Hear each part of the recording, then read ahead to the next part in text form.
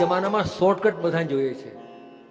Shortcut, હો, પેલો short આવે, પેલો વીજળીવાળો શોર્ટ નહીં, શોર્ટ એટલે ટૂંકો રસ્તો. તો ટૂંકો રસ્તો જગતમાં હોય તો વલ્લભનો આશ્રય છે. આ વાત લખી લેજો. એ રે મંડાણનું મૂળ હરિ ઈચ્છા. ઈચ્છા કોની? તો કે હરિની. અને શરણ કોને જવાનું? તો કે વલ્લભને. આ કેવી વાત છે? બહુ વિચારની વાત છે, સમજવા જેવી વાત છે. જેમ હરિરાયજી વલ્લભ સાખીમાં આજ્ઞા કરે છે, श्री वल्लभ नाम अगाध है जहां तहां मति बोल, जब हरिजन ग्राहक मिले उन आगे तू खोल. तो विचार આવે કે વલ્લભ નામ લેવા માટે બી ગ્રાહક કયો જોઈએ? જે હરિજન હોય, જે ભક્ત હોય, વૈષ્ણવ હોય. બહુ ગૂઢ પંક્તિઓ છે. આ ભગવદીઓએ ગાયેલા પ્રસંગો પોતાના અનુભૂતિથી પ્રગટ થયેલા છે. પૂર્વમાં બાળકોએ ખૂબ સુંદર સૂક્ષ્મ આખા પ્રસંગનું, વાતાવરણનું સુંદર મૂલ્યાંકન, અદ્ભુત વર્ણન, ચરિત્ર ચિત્રણ કર્યું. અને એમાં સાર શું આવ્યો કે સાંપ્રત આજના વર્તમાન સમયમાં એમ આજની મનોવિજ્ઞાનની જે શૈલીઓ છે અને આપણી પુષ્ટિમાર્ગી શૈલીઓ છે, એક જ વાત કહે છે. આપણે ત્યાં બી એમ કહેવાય છે કે આજનો લાવો લીજીએ, કાલ કોને દીઠી છે, અને કરકો અમૃત છાણ કે કો કહે કાલ કિયાસ. અને મનોવિજ્ઞાન એ કહે છે કે ભૂતકાળ ગયું એને ભૂલી જાઓ, ભવિષ્ય આવે એની ચિંતા ના કરો, વર્તમાનમાં જીવો. વાત આવી ગઈ કે નહીં? બરોબર. વાત તો એક જ છે ને. તો વર્તમાનમાં કેમ જીવવું? વિચાર કરો કે આપણને કોઈ કહે કે જોજે હો, બહાર જઈને કોઈ પણ તું મળે એને આનું નામ તારે લેવાનું જ, તો જોર લાગે આપણને. પરંતુ આપણે વૈષ્ણવ એકબીજાને મળીએ તો જય શ્રી કૃષ્ણ સહજ કરીએ. બોલો, કોઈ જોર જબરદસ્તી છે? બ્રહ્મસમન લેતી વખતે, અષ્ટાક્ષર આપતી વખતે કોઈએ ગુરુજીએ કહ્યું છે કે જો તો નહીં કરે તો પાપ લાગશે? ના. પણ અંતરનો આનંદ વૈષ્ણવને જોઈને વૈષ્ણવના હૃદયમાં આનંદ ખીલે છે. એટલે જય કૃષ્ણ કરે છે કે તારા હૃદયમાં બિરાજેલા કૃષ્ણની જે થાવ. આજે અત્રે આ આખું જે વાતાવરણ છે ને, જે એને આ ડેકોરેટ કર્યું છે, એ હું એને ઓળખતો નથી, પણ ખબર નહીં, પણ ગમે તેમ મને એમ લાગે છે કે અભિનંદનીય છે જેના ડેકોર કર્યું છે. કેમ અભિનંદનીય છે? એનું કારણ છે કે તમે મોટા મોટા પાર્ટીમાં કે મેરેજમાં કે રિંગ સેરેમનીમાં જાઓ તો તમને એવું જ લાગે કે કોઈ મોટા ફંક્શનમાં આવી ગયા છીએ આપણે. અને મોટાની મોટી વાત આ છે કે જેમ સામે પ્રીતમ સિન્હાજી બિરાજે છે, અહીંયા વાલા વલ્લભ બિરાજે છે કે નહીં? જાણે કે સિન્હાજી પોતે આ કથા, આ ચરિત્રનું શ્રવણ કરવા બિરાજ્યા હોય એવું લાગે છે. સિન્હાજી લોકો જાય છે ને પોતાના રોદડા રડે છે. સિન્હાજીની વાત કોઈ નથી કરતું. આ બધા ગુંડલવાળા ઘણા જતા હશે, હર પૂનમ જતા હશે, મને આ જોઈએ, મને આ જોઈએ. પણ સિન્હાજીના ગુણગાન કેટલા ગાય સિન્હાજીને?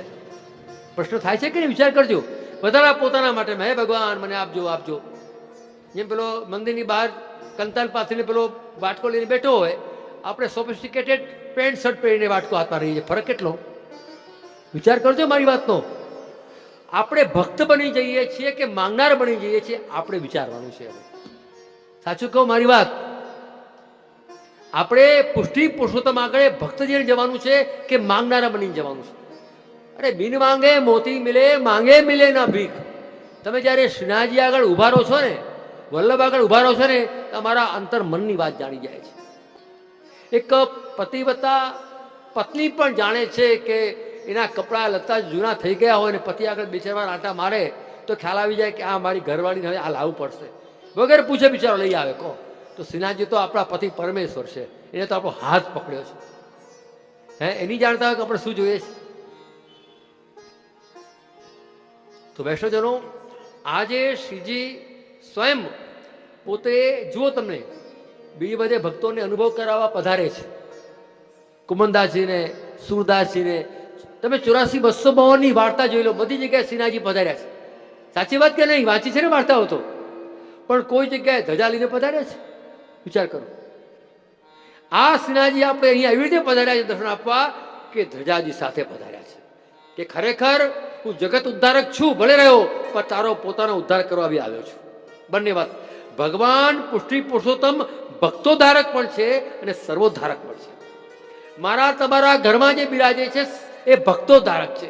આ ભક્તનું મારે કલ્યાણ કરવું છે, આ ભક્તને મારે અનુભવ કરવાવો છે, આ ભક્તને મારે પુષ્ટિમાં લીલાનો અનુભવ આ ભૂતલ પર કરાવવો છે, એ ભાવથી મારા તમારા માથે જે બિરાજે છે એ પુષ્ટિ પુરુષોત્તમ છે.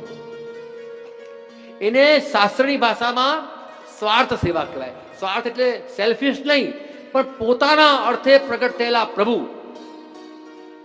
આપણા ઘર માટે, આપણા ઉદ્ધાર માટે જે આપણા ઘરમાં બિરાજે એને શાસ્ત્રમાં સ્વાર્થ સેવા કહેવાય. અને ગામમાં રાજા મહારાજા શેઠિયાઓ જે મંદિરો બનાવે, વિષ્ણુના, મહાલક્ષ્મીના, હનુમાનજીના, કોઈ પણ મંદિર બનાવે, કૃષ્ણના, રામના, એ બધા પરાર્થ સેવા કહેવાય. એટલે લોકોના ઉદ્ધાર માટે થતી દેવ પૂજા. અને પુષ્ટિ ભક્તિ માર્ગમાં સ્વાર્થ સેવા છે, એટલે ભાવ પ્રતિષ્ઠા થાય છે, પ્રાણ પ્રતિષ્ઠા નહીં. એટલે ભાવ પ્રતિષ્ઠા થઈ તો જેના માથે બિરાજ્યા હોય એને સેવા કરવી જોઈએ. જેણે આપણા લગ્ન થયા હોય તો પતિ પોતાની પત્નીથી ચા પાણીની જમવાની અપેક્ષા રાખે ને, બીજી બધી ઘરની સ્ત્રી હોય એને જોર જરમ ના કરે કે તું કેમ નથી, પત્નીનો ધર્મ છે કવડાવે પીવડાવે, છે ને. એવી રીતે આપણા માથે જો સેવા બિરાજે છે તો સેવા કરવાનો હક સૌથી પહેલા આપણો છે, આપણા કુટુંબીઓનો છે, આપણા ઘરનો છે. એટલે સેવા માટે આપણો આગ્રહ, ભલે તમે હવેલીમાં જાઓ, કીર્તનમાં જાઓ, ઢાળીલા કરો, જે લીલા કરવી હોય તે કરો ભાઈ. આજે કોઈને કોઈ પ્રતિબંધ નથી. જ્યાં જાતે લીલાઓ આપણને સંભળાય ભલે કરો, પરંતુ પ્રભુને સેવા ઘરમાં કરીને જાઓ. પ્રભુને મેવો મિશ્રી જેવી ધરતા હોય કે આપણને લીલામાં લઈ જનારું કોઈ સ્વરૂપ હોય તો શ્રી મહાપ્રભુજી આપણા ઘરમાં પધારેલું સેવ સ્વરૂપ એ જ લીલામાં લઈ જાય. જો પાછો અહીંયા આવવાનો શોખ હોય તો આવો, આપણે હાના કઈ નથી. બ્રહ્માની સૃષ્ટિ છે, બ્રહ્મા ચલાવશે. પણ જે વલ્લભી સૃષ્ટિ છે એ પુષ્ટિ કાયના નિશ્ચય, એ ભગવત સ્વરૂપના આનંદરૂપ શ્રેગમાંથી પ્રગટ થઈ છે. અને તદ ભગવદ રૂપ સેવાર્થમ તત્ ષષ્ઠી નાનતા ભવેદ. પ્રભુના રૂપની સેવા કરવા માટે આ ષષ્ઠી પ્રગટ થઈ છે એવું પુષ્ટિ પ્રવાહ મર્યાદામાં વલ્લભ આજ્ઞા કરે છે. રૂપની સેવા કરવા માટે જાતે, અને એટલા માટે એને પુષ્ટિ માર્ગી જીવ માટે મહાપુરુષ કહે છે કે પુષ્ટિ માર્ગી દેહ મળ્યો છે. આપણને જે બ્રહ્મસંબંધીઓને જે દેહ મળ્યો છે એ પુષ્ટિ માર્ગી દેહ છે. પણ દેહ ખાલી નથી, દેહની એકાદશ ઇન્દ્રિયો પણ છે. તો એ ઇન્દ્રિયો પણ પુષ્ટિ માર્ગી છે. હવે એને પોષણ ન મળે તો બહિર્મુખ થઈ જાય. આપણે સૃષ્ટિ જોઈ રહ્યા છીએ કેમ બહિર્મુખ થઈ ગયા, કારણ કે આત્મા પુષ્ટિ માર્ગી. આત્માને હાથ પગ તો છે નહીં, અને દેહ મળવો જોઈએ. દેહ બિચારો શું કરે, એમાં રહેલી એકાદશ ઇન્દ્રિયો જો સાથ ના આપે તો એ સાથ ક્યારે આપે, જ્યારે પ્રભુને ધરીને સમર્પિત લઈએ તો એકાદશ ઇન્દ્રિયનો વિનિયોગ સેવામાં થાય. ગમે ત્યાં ખરતા ફરીએ, ગમે તે અન્ય આશ્રય કરીએ, અસમર્પિતનું સેવન કરીએ તો આશ્રય છૂટી જાય. આપણે જોઈ રહ્યા છીએ અત્યારે, છે કે નહીં? આશ્રય કેમ છૂટી ગયો કે અસમર્પિતનું સેવન અને અન્ય આશ્રય.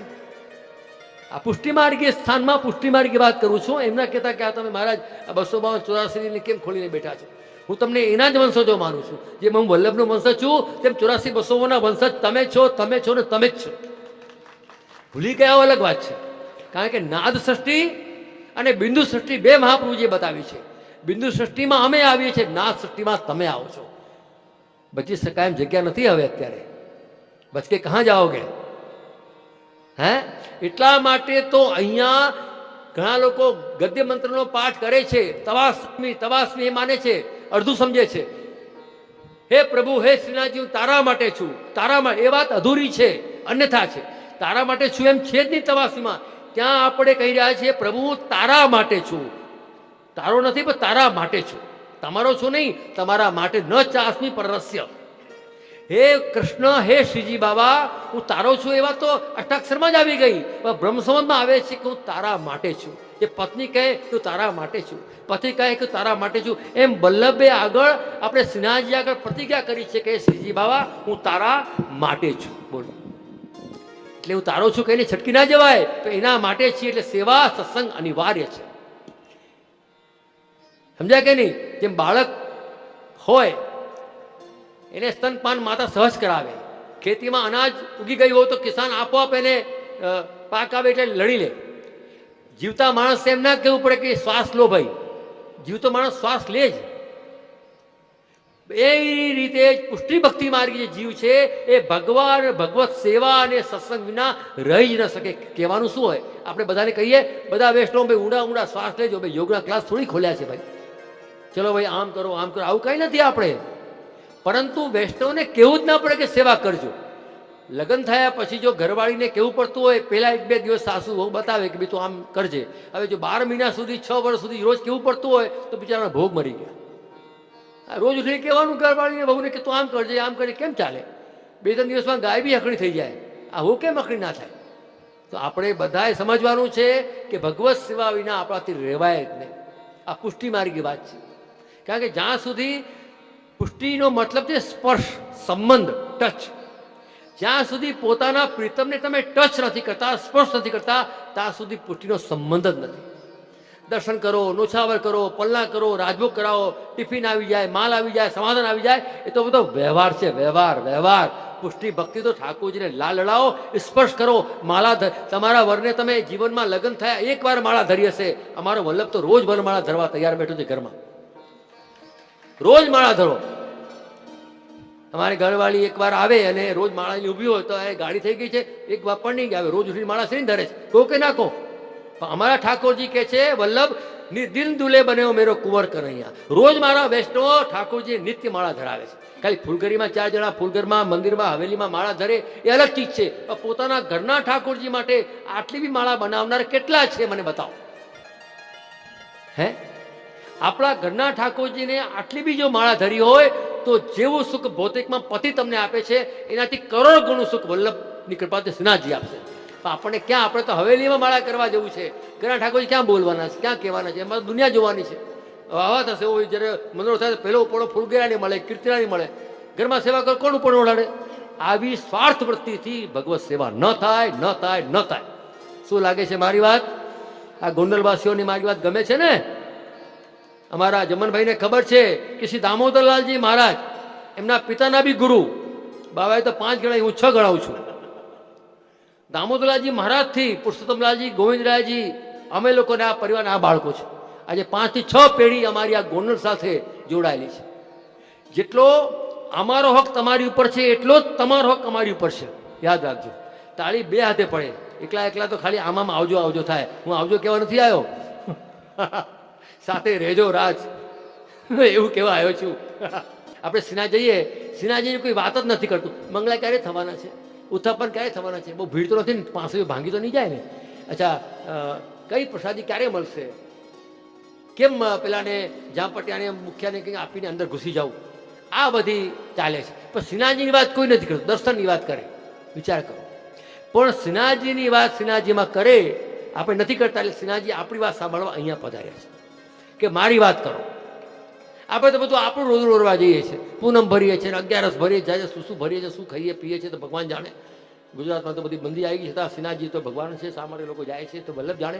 પરંતુ શ્રીનાથજી વાત કરનારા ઓછા. ચોપાટી ઉપર ઉડાવતા હોય, હોટલમાં અને ગેસ્ટ હાઉસમાં શું કરતા હોય તો ભગવાન જાણે.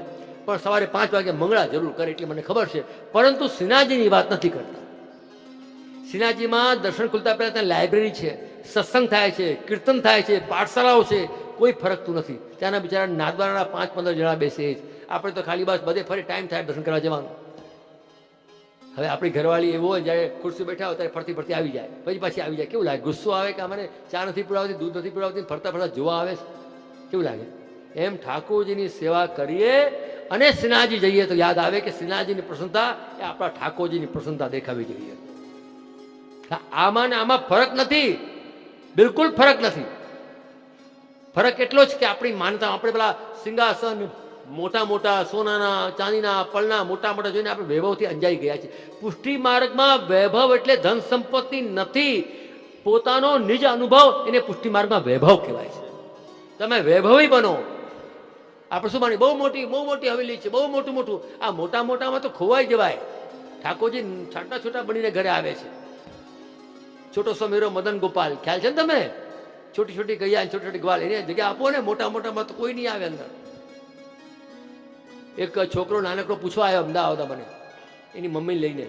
મને કે જે તમે પેલા ટીવી સિરિયલમાં વિષ્ણુ ભગવાન જોયા, વિષ્ણુ પુરાણમાં, અને વિષ્ણુ ભગવાન તો બહુ મોટા છે, એટલે અમારા ઘરમાં કેવી રીતે આવી શકશે? મેં સાચી વાત પૂછી બેટા. તે આટલા મોટા વિશ્વ ભગવાન કેવી રીતે આવે? ના આવી શકે. પગે ના આવે, પગ મૂકવા જાય ઘર તૂટી જાય આપણું બેટા. હાથી બી ના આવે. તો એ વિષ્ણુ ભગવાન આપણું નાનું ઘર જોઈને નાનકડા વલ્લભે બનાવ્યા, એટલે બાળ સ્વરૂપે પધારી શકે છે કે નહીં? તો બાળ સ્વરૂપે આપણે ત્યાં પધાર્યા છે. એનો મતલબ એ બાળક છે નહીં માનવાનું. જેવો ભક્તનો ભાવ, તેવો આપણો ભગવાન. તમે એને પિતા માનો તો બાપ થઈને આવે, પતિ માનો તો પતિ થઈને આવે. પ્રીતમ પ્રીત હિતે પૈયે યદ્યપિ રૂપ ગુણ સુગણ સુંદરતા इन बातन न रह जाइए. गोविंद प्रभु स्नेह सुवालो कहाँ जो रस्ता न चाहिए. એટલે પોપટી જેમ ગોવિંદ ગોવિંદ બોલવાથી કઈ ભગવાન ન મળે. ગોવિંદને સમર્પણ કરવાથી, ગોવિંદને સ્નેહ કરવાથી, ગોવિંદને આરતી કરવાથી ભગવાન મળે. આજે મારે દુઃખ સાથે કહેવું પડે છે કે સંપ્રદાયનો મર્મ શ્રી દમલાજીએ ગુસાઈજીને નિવેદન કર્યો. જે આજે આવું નિવેદન કરનાર વલ્લભકુલને વૈષ્ણવમાં કોઈ રહ્યું નથી. દુઃખ સાથે કહું છું. શું નિવેદન કર્યું?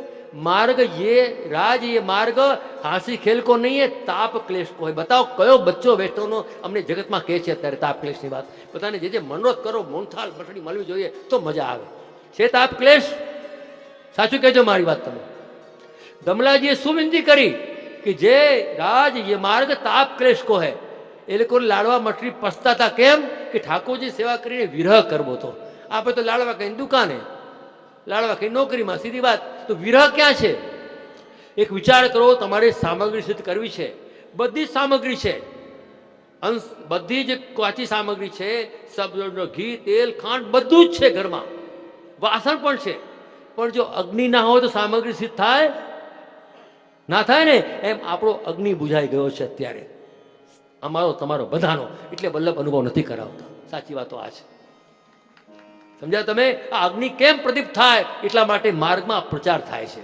તમારા કાનમાં કંઈ ફૂંક મારવા માટે નહીં, કે જગાડવા માટે. તમે જાગેલા જ છો. અને દુઃખની વાત એ છે કે સૂતેલાને જગાડાય, પણ જે સુવાનું નાટક કરતો હોય એને જગાડાય પણ નહીં. આપણે સૂતેલા નથી, આપણે જાગૃત છીએ, પણ આપણને પ્રમાદ આવી ગયો છે, વિસ્મૃતિ થઈ ગઈ છે. અને સ્વધર્મમાં તાપ ક્લેશને બદલે માત્ર સંયોગ સંયોગ સંયોગ. આ બધા મનોરથોમાં એક અમારા વૃંદાવનદાસ શ્રીને હતા અમદાવાદમાં. એ કાંકરોલીવાળા બાળકલાલજી મહારાજના સેવક મને એક મનોરથમાં પધરાવ્યો.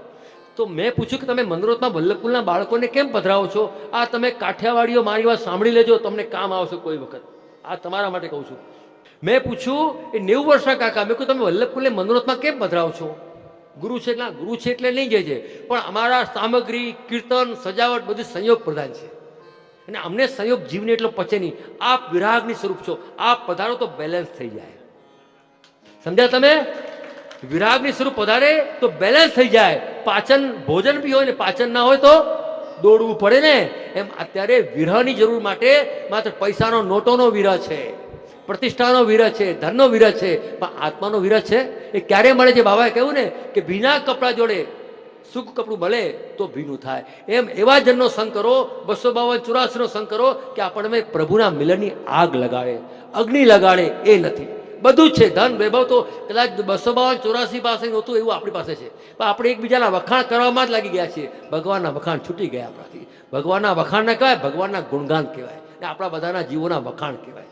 સમજ્યા તમે? આ વાણી વલ્લભ ગુણગાન માટે છે. આ દેહ વલ્લભની સેવા કરવા માટે છે, લૌકિકમાં ભટકવા માટે નથી. જો પુષ્ટિ જીવ હોય તો મર્મ એનો સમજી જાઓ.